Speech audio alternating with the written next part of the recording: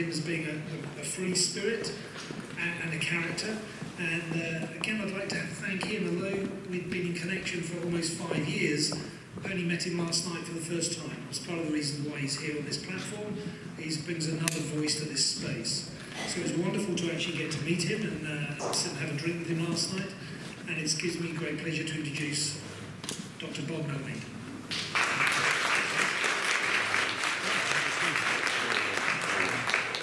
Thank you, Hutch, and thank everybody, especially the organizers, because this is what has to happen everywhere around the world, and it is happening everywhere around the world, thankfully. So what I want to do is talk about things in a very different fashion than what most people are accustomed to. And in fact, what I really want to do is I want to bring together the spirituality with the science. Because in fact, anything that's true has to be true for everything that's true. So whatever's real in spirituality, whatever's real in science, there has to be a junction of truth between them. And I feel very satisfied personally with how I now understand what I call the physics of life. Because if we are going to try to explore how to promote health, both in terms of individual health, but in terms of social and planetary health, we should have some idea of what life is. I don't think anybody in this room would bring their car to a mechanic who didn't know how a car worked. But we go to doctors who don't really have a foundational understanding of what life is. And this is true, sadly, of our scientists and the whole scientific medical establishment that we all live under. And the tragic truth that I've come to realize for myself is that we are living in a world of false, to use Donald Trump's phrase, fake medicine and fake science in many respects, because of how we have not moved beyond the kind of thinking that really represents 100 years of wonderful thinking and wonderful creativity, but never got us beyond the stagnation of the kind of revolution that's required in order for us to move on to the next level of humanity, the consciousness that we've heard spoken of. And for me, that is simply a natural unfolding of an unfolding universe. And that's what I want to try to convey, these aspects of what is going on. So what I'd like everyone to do, if I can figure out how to move my own thing here, would be to basically forget what you're thinking about, what you think you know, and just go with what I have to say. Don't over-criticize it. Listen to the whole story as much as I'll be able to get through, because it's really impossible to do it in this amount of time. It takes about 2 hours to give a fairly full-fledged overview of what I'm talking about. But the aim is that the kinds of details that, for example, Ethan does a wonderful job of presenting, and they're so essential for us to understand. But what we need to do is understand them in the context of what life is and how those things impinge on that process. And one of the overarching themes that I'm going to talk about has to do ultimately with the energy sources that cells use to power themselves, to power life, and to manifest itself in everything. And it turns out that those energy sources have profoundly different values to them. And the kinds of things, if you look at literally all of those various chemicals that you saw on the board earlier today, the terpenes and the flavonoids and all, they all, for the most part, have a common mode of functioning. Even though we can look at the specific pathways, if you stand back and you say what's really going on, you'll see that most of them turn on fat burning via AMP kinase. And the magic of turning on fat burning is that that's when cells are recycling. And what they're doing is they're recycling their damaged pieces. And how were those pieces damaged? They were damaged when we made energy efficiently by utilizing carbohydrates in what's known as the electron transport system. So it's the dialogue between doing things, activating things, your muscles, your pancreas, your hormones, your brain, all of those things are always done with a foundational activation of calcium. And that has to do with the origins of life. So what I really want to do is give you a flavor for a different way of thinking and understanding what life is a part of, because it's all part of this expansion, the unfolding of the universe, basically. And we have been part of a chemical reaction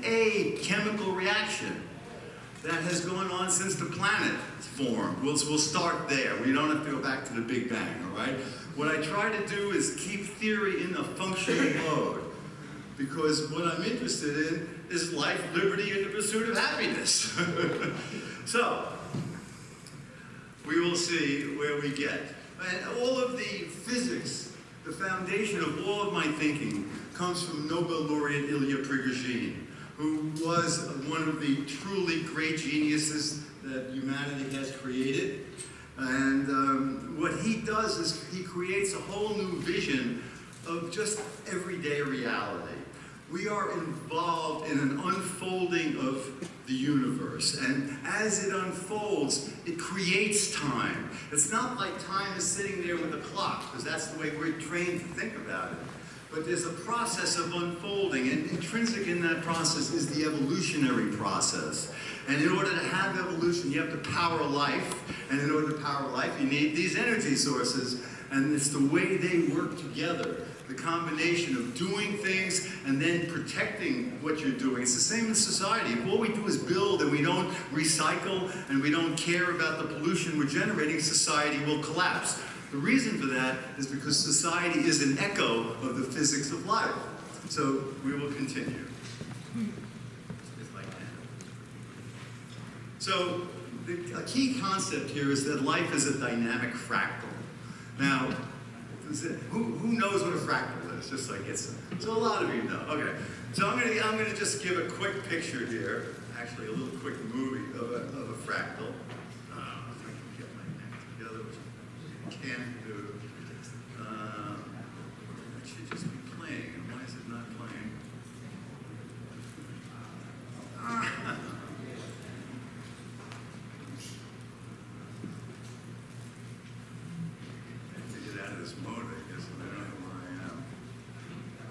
Came up in an unusual place and I didn't fix it. Anyway, maybe I'll just have to bypass the movie, which is a shame. It's a nice movie. Here we go, we can do it.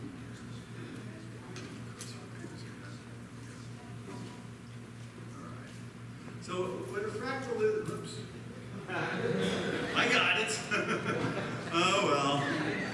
Oh, now I have to torture myself more. Why did I? There's always something. Maybe I should just move on. Anyway, a fractal is an algorithm whereby it generates a picture, an image of some sort.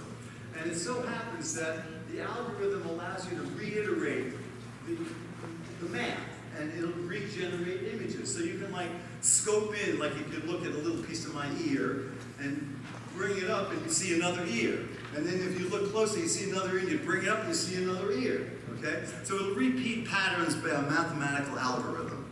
So what I'm proposing is that we look at, let's see if I can get anything. Oh no, I'm gonna have to fool around with it. A dynamic fractal. And what a dynamic fractal in my version of reality is that every time you reiterate that algorithm, you change it. And what do you change it based on? You change it based on your first algorithm changed the environment. The environment changed you. If you want to adapt, you now have to change back to the environment that you changed. So there's this constant process of unfolding, and that's what evolution is. And we, again, are all part of this big chemistry set, but we make the mistake. We have the illusion that we are individuals. And in fact, the way I look at things is I look at the planet, the big chemistry set, and within that chemistry set, you have the biochemistry of humanity. And within the biochemistry of humanity, there are certain rules as to what's going on in this unfolding process as we get smarter. A key concept here is that it's not that we evolve in time. It's that evolution, the power, the flow of energy, generates the time. at equilibrium, which is the way most of our physics and most of our chemistry has as its origins, what's called reversibility of time. Because that allowed simple math. And that simple math allowed for a very powerful development of concepts in the field, in particular, say, thermodynamics. But it was all based on equilibrium. When you have equilibrium, you don't have flow and you don't have time because everything's already done at equilibrium. So there's a new field of physics, and this is what Prigogine created, called far from equilibrium thermodynamics. So it's what happens when energy is flowing. And in order to formalize that mathematically so that you can have like the logical proofs that everybody will universally accept, they had to actually create new math in order to break the symmetry of time. Because the physics that we're taught in our schools says time can go backwards. Well, are you getting younger? When's the last time you drove your car and the gas tank filled up? You know, those things don't happen. There is an arrow to time. And what Prigogine's work did was he broke the symmetry, so now we no longer have this reversibility of time, we have an unfolding of time. And that unfolding is driven by the flow of energy, keeping us further from equilibrium. So a summary statement that's very important, I think, for people to understand, is that health is defined, in my mind at least, by our distance from equilibrium. And as we age, we return back to equilibrium. The complexity, the negative entropy of our chemistry decreases. And what I want to talk about is how that's happening, why that's happening, how the energy of our food, the fat versus the carbohydrates, has a profound impact on the ultimate outcome. And I apply these things to myself as well. Just so we have a reference point here, I've been using cannabis for 53 years on a daily basis. I start the day by eating at least 100 milligrams of oil, and I do that a few more times throughout the day. But I've reversed a lot of my conditions by combining my cannabis use with my nutraceuticals that ultimately manipulate metabolism. I will be 70 years old in December, all right? I feel that I have been successful. You know, I have a lot of pain, I have a lot of things going on. I've got, my whole body is arthritic, you know, I'm HLA-B27, you know what that means. I don't have ankylosing spondylitis because I've used cannabis my whole life. I am positive for the rheumatoid factor, I've got gout, on and on and on. But you see, I'm fine. I can go run a mile, you know, because I apply not just cannabis, but everything else that I'm telling you about, all right? So, these are concepts that I want you to start to think about, because these are not things that we think about, and they're rather mind-blowing. So, first of all, there's about 50 billion tons of DNA on the planet. So we're talking about a very successful molecule, all right? And then every day a person makes approximately their own body weight in ATP. Well, you know, that seems to be a little bit of a, how can I be making that much of ATP when I'm not getting bigger, you know? It's flow. You make, you break. You make, you break. You make, you break, okay? And that's what flow, we are flow-dependent structures. That's what Prigogine got his Nobel Prize for. The concepts and the math and the understanding of what flow-dependent structures are. So a human cell has about 2 meters of DNA in it. And if you took all the DNA from a person and you stretched it out, it would go from here to the sun and back 400 times. Think about that. How small this stuff is. Every one of your cells has 2 yards of DNA in it, 2 meters of DNA. Think of what must go on when that cell replicates, because you can't even see the cell, and you got 2 meters of stuff twined up in there that's got to replicate, and you can't make mistakes, or you come down with cancer and other illnesses. So this is total lunacy when you think about what I'm saying here. And then to top all of that off, a single free radical molecule could kill you. A single molecule, one time, could kill you. All right? Why? Because if that molecule hit a critical base in a critical gene that was controlling cell division, and your DNA repair system didn't see it, and your antioxidants didn't quench it before the damage, and then your immune system doesn't see that you now have a cancer cell, and then you go and you do chemo, and that selects for drug resistance. We'll go into that. And then you finally go back to cannabis, and if you're lucky, you're able to overcome the damage damage done by the chemo, and if you're lucky, you get rid of everything. But it's not that simple. And I've got about 90 YouTubes out there that describe a different version of reality, my version. Either I'm insane, or everybody else is insane. All right? And it's open for debate. But I'm very confident in what I know because it's so integrated. And it's always answering all the questions that are asked when I read all of the papers that I read, which is all I do. I sit around stone. I'm ADD, I got the TV on, I got the computer on my lap, and I read all day, every day, other than being a slave to my children. So, all right, now it gets even crazier. One molecule can kill you. Every one of your 15 trillion cells every day sustains 20,000 of the damages where one, in one cell, one time, could kill you. What does that suggest to you? To me, it says we must have an incredible amount of biochemical complexity devoted to preventing us from dying from all the free radicals we're making. And I believe absolutely that is the answer. And it's the free radicals that guide everything. Because as we do things, we make them. As we make them, we create damages. DNA, RNA, proteins, fats, everything gets oxidized by, or reduced, depending on the type of free radical, by free radicals. They react with everything, all right? So, what we want to be able to do is keep that at a sustainable level, where we're able to fix the damages that are caused by the free radicals at a rate proportional somewhat to how much we're creating. It's kind of, think of your bathtub, you know, you have the water running and it's going out the outflow. If you have it right, you can just keep it going, right? But if you have too much water, it'll overflow, or if you had the plug out, you know, and you weren't keeping it right, it'll drain, right? We are the same way. We are filled with the organization of life, the Holy Spirit, if you will. But it's not a static entity. It's a flowing entity coming from, you know, coming from the universe. It's all part of this continuity, all right? So, half of us, in my mind, is, meaning on a cellular biochemical level, is devoted for us to do things, and the other half is devoted for us to be able to fix the things so we can keep doing things. We have to keep growing. We have to keep moving further from equilibrium. Your chronological age is not what matters. The fact that I'm 70 is not what matters. How far am I from equilibrium is what matters.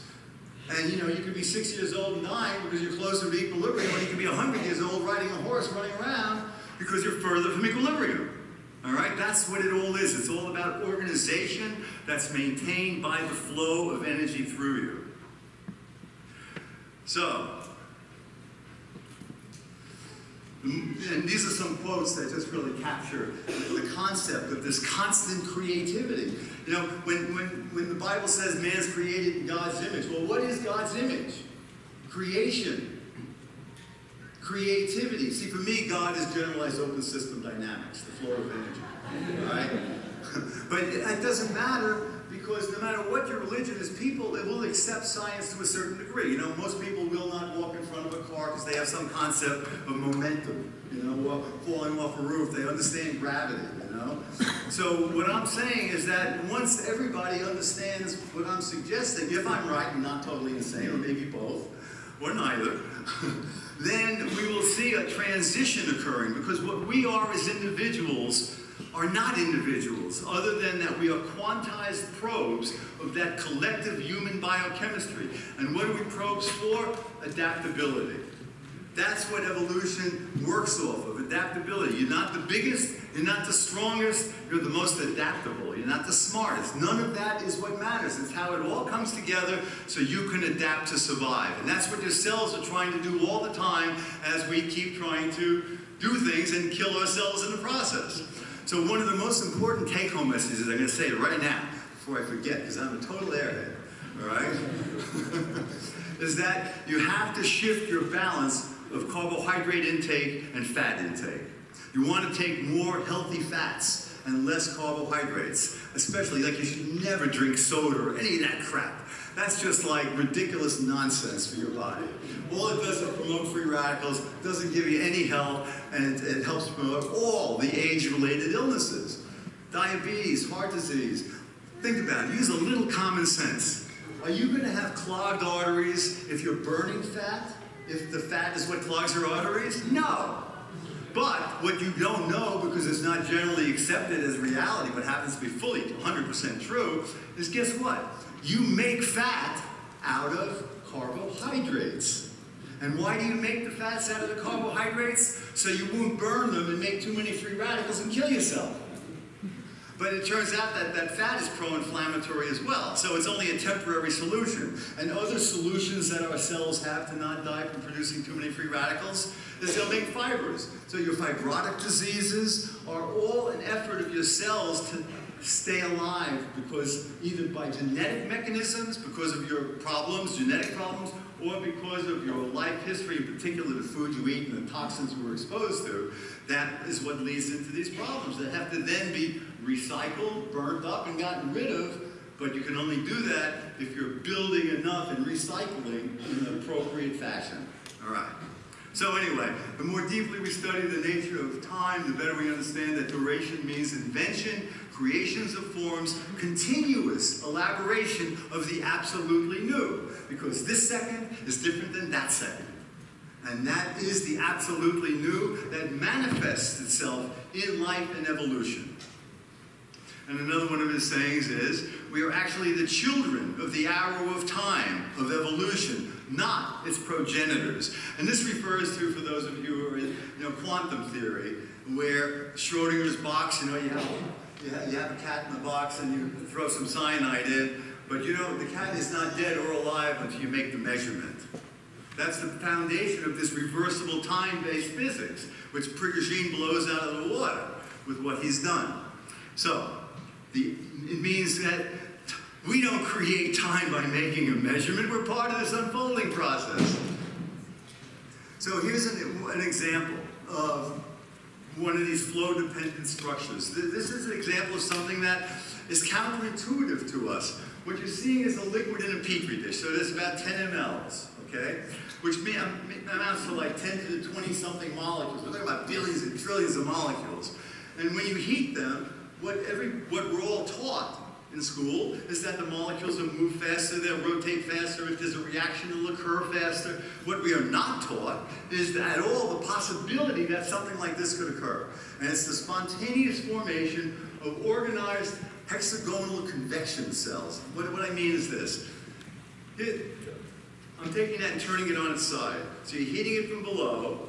The hot molecules are going up the side of the hexagon, giving their heat up above, and then the cooled ones are coming through the center, and you're forming like a bucket brigade for heat.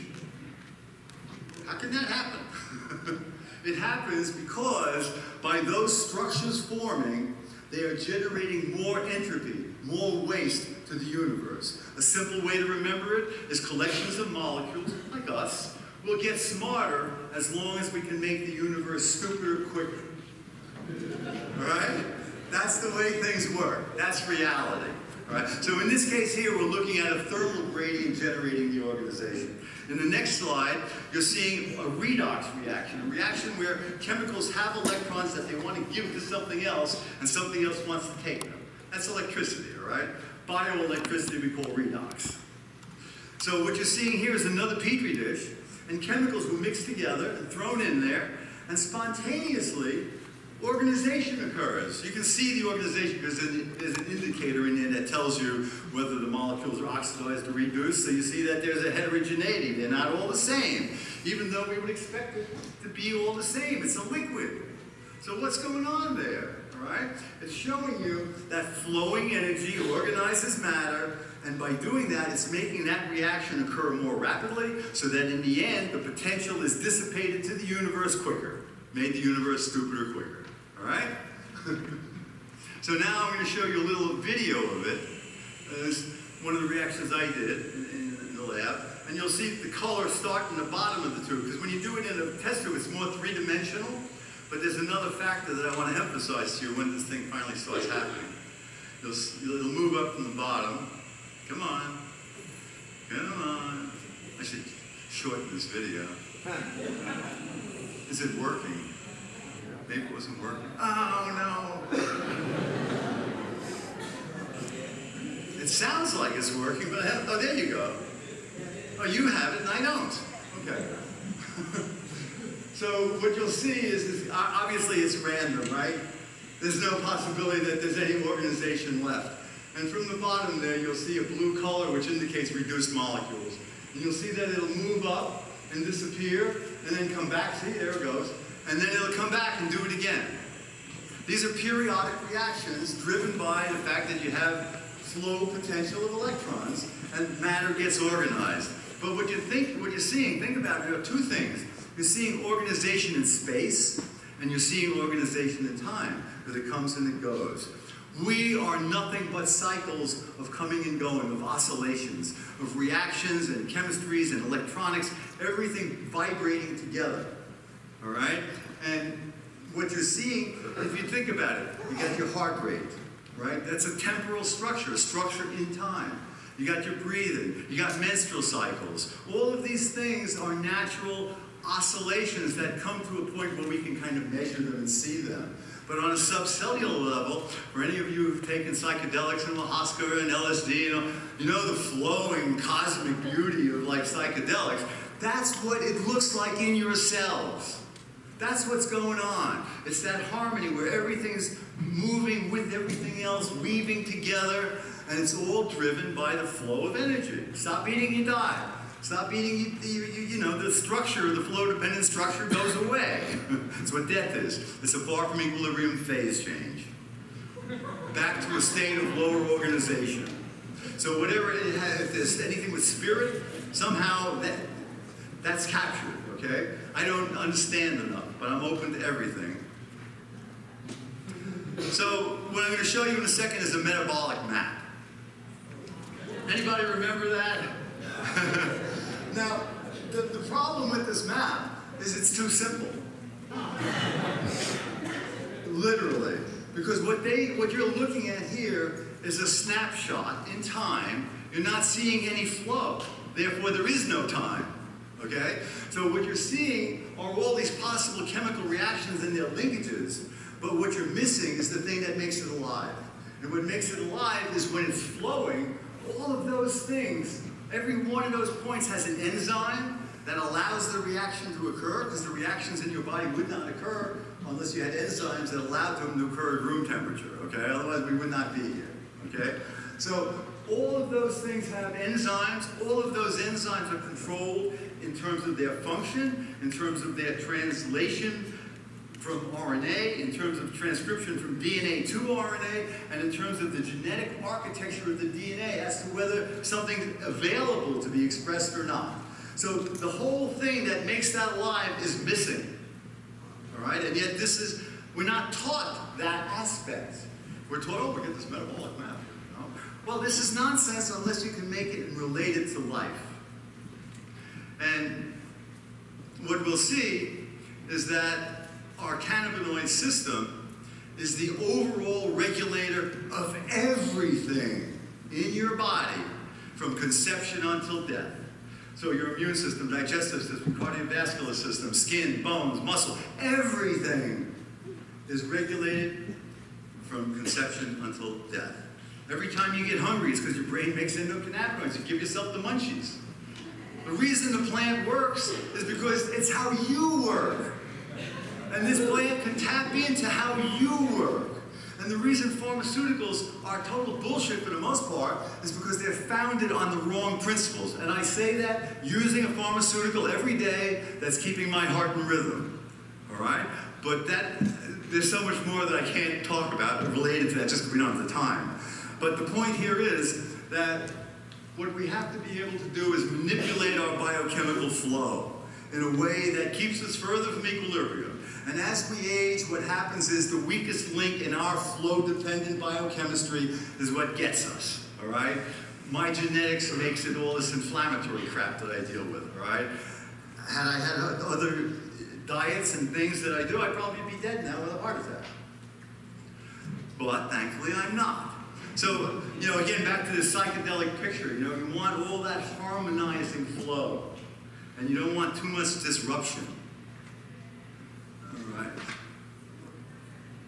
So, evolution, life naturally selects for survival of flow-dependent structures through adaptation as long as adaptable conditions and sufficient time is allowed, okay?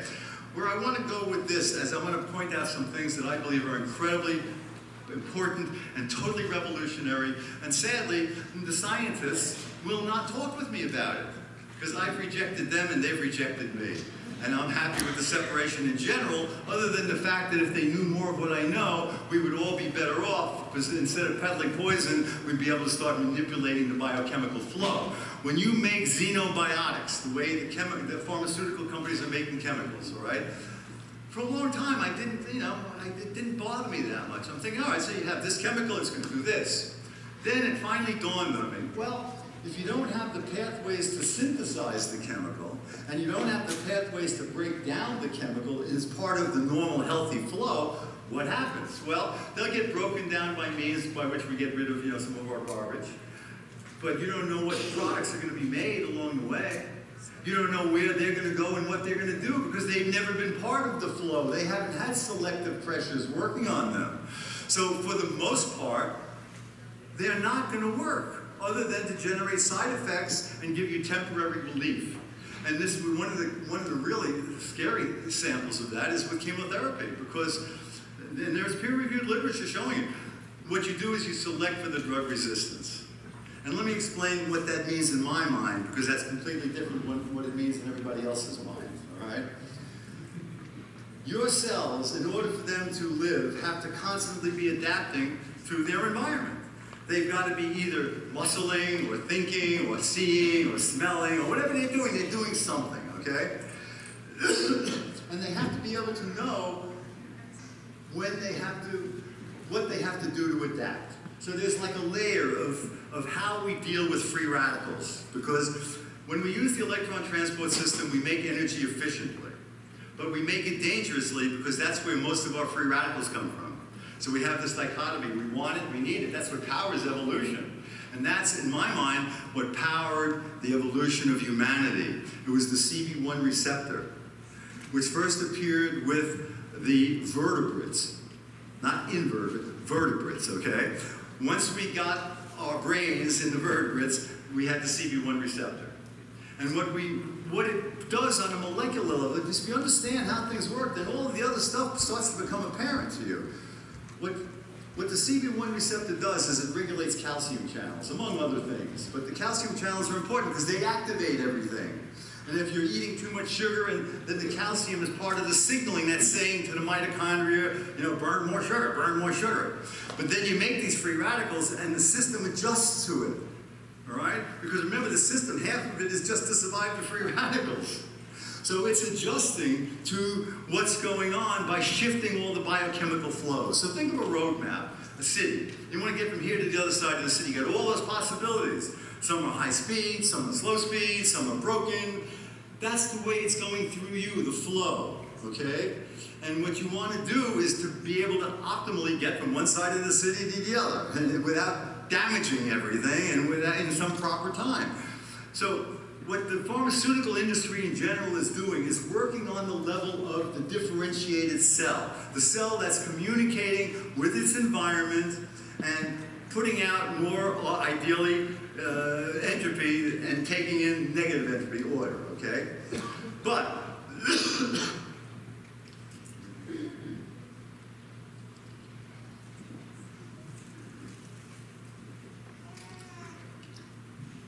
when you turn on recycling, what the cells do is they stop talking to their environment. And they say, I've got enough problems that I got to cool what I'm doing, and I got to fix me. It's kind of like Trump for president in a sense. Cell first. The cell is now saying, I don't want to deal with the world anymore, I'm going to fix myself. And if that can occur, then that cell can go on to live a healthy part of you, or if it does it, but it doesn't do it in the right way, then it becomes a cancer cell, or a misguided immune cell for autoimmune diseases, etc., etc., etc. Ultimately, all age-related illnesses come from these excess free radicals. So, where was I going with all of this? Yeah. So your electron transport system, remember, one molecule can kill you. Every year you make about 4 kilograms of superoxide, which is a free radical. Which is again why I emphasize how much of what we are has to be designed to protect us. And guess what? That's why I'm here. Because we're now going from, I'm explaining why we can manipulate things on a biochemical basis, but how do we do it? We have to know we can do it, and then we have to go and do it. So that's all part of the system getting smarter. And what's happening now is the Earth, the chemistry set of the planet, is undergoing a far from equilibrium phase change. And what that means is we see our weather patterns changing, we see our financial situation. Before a phase change occurs, before there's a far from equilibrium phase change, the variables of the system, instead of vibrating like this, they start to go crazy. And we're seeing that everywhere in the world right now. We're seeing it in our politics, we're seeing it in our finances, we're seeing the tides, we're seeing the weather. So the planet is undergoing a rearrangement. And what I believe is that rearrangement is part of our evolution as well. And that, I don't know how many of you know my blip story. You know, you can divide the world into two categories of people. People who have above average cannabinoid activity and people who have less than average cannabinoid activity. Now, if you don't make enough so you're more unstoned, what's that going to mean? Anxious, uptight, fearful, you know, all the crap we see. Because the people who run the world are what I call blips, backward-looking cannabinoid deficient people. And, you know, the Bible says it, the meek shall inherit the earth. Well, who are the meek? Then they're the stoners. And all right, so you only stuck me in jail for 20 years. You didn't give me life. Fuck you, is my answer. You know? I mean, this is just ludicrous. We're talking about a God-given plant, whatever God you want to talk about. We're talking about growing lettuce in our backyard. And I'll shut up. We're done.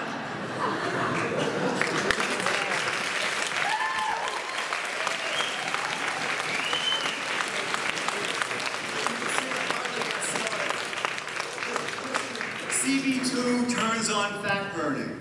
Cb1 allows you to burn sugar safely. That's why your brain needed it, because it's so organized, it'll fry without it. It's always hot anyway. It can't get any hotter. All right? So sugar burning, your heart, 60% of it comes from fat burning. Why make free radicals when you don't need them? Stem cells burn fat. That's why they don't age. You need Cb1 to turn on electron transport so they can differentiate and make neurons. And blood cells.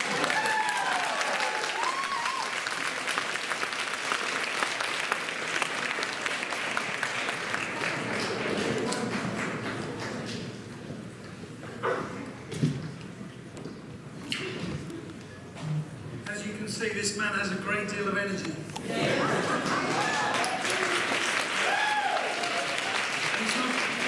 And he's not going anywhere. He's here all day, so please catch him at the lunch break, because I know he'll love to talk more. Thanks a lot.